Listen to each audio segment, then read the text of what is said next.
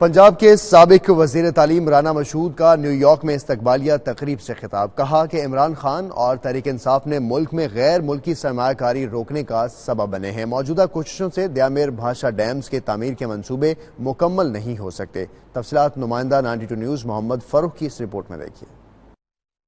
سابق وزیر تعلیم رانا مشہود ان دنوں امریکہ کے نجی دورے پر ہیں، جہاں مسلم لیگ نون نیو یارک اسٹیٹ نے ان کے اعزاز میں استقبالیہ دیا۔ تقریب سے خطاب اور میڈیا سے گفتگو میں رانا مشہود کا کہنا تھا کہ چندوں سے ڈیم نہیں بنتے۔ مسلم لیگ نون نے ڈیموں کی تعمیر کے لیے بہت کچھ کیا، جس کا اسے کریڈٹ دینا چاہیے۔ ہماری محنت پر پانی پھیر دیا گیا، جتنی محنت سے ہم نے پاکستان کو کھڑا کیا تھا، آج پاکستان جو ہے اس کے اندر دہشت گردی پھر شروع ہو چکی ہے، آج کراچی کے اندر ڈکیتیاں پھر شروع ہو چکی ہیں، قبضہ مافیا جتنا اس ملک کا تھا وہ اس کی چھتری کے نیچے بیٹھا ہے۔ علیم خان، جہانگیر ترین، میں کس کا نام لوں، اعظم سواتی کا اسکینڈل ایک تو یہ سامنے آیا ہے، ایک یہ جو مڈل ایسٹ سے پیسے کھا کے دوڑا ہوا ہے تو ایک علیحدہ اسکینڈل ہے۔ انہوں نے مزید کہا کہ نون لیگ کی حکومت نے ہزاروں میگا واٹ نیشنل گرڈ میں ڈال کے شارٹ فال کو کم کیا۔ انہوں نے کہا پیناما لیک میں 436 لوگوں کے نام آئے، مگر نشانہ صرف نواز شریف کو بنایا گیا۔ میاں نواز شریف صاحب کو جب انہوں نے نااہل کیا تو ان کا خیال یہ تھا کہ مسلم لیگ نواز میں دراڑیں پڑیں گی،